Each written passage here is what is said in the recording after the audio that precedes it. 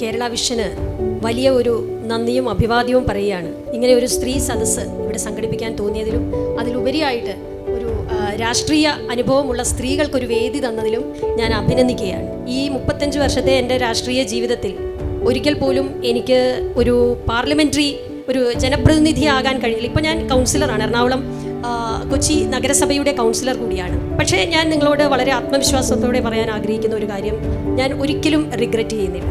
കാരണം ജനപ്രതിനിധി ആകണം എന്നുള്ള ഒരു ധാരണയിലായിരുന്നില്ല ഞാൻ രാഷ്ട്രീയ പ്രവർത്തനം തുടങ്ങിയത്. എൻ്റെ രാഷ്ട്രീയ പ്രസ്ഥാനം, എൻ്റെ രാഷ്ട്രീയ പ്രസ്ഥാനത്തിൻ്റെ ആശയങ്ങൾ അതായിരുന്നു എന്നെ രാഷ്ട്രീയത്തിലേക്ക് കൊണ്ടുവന്നത്.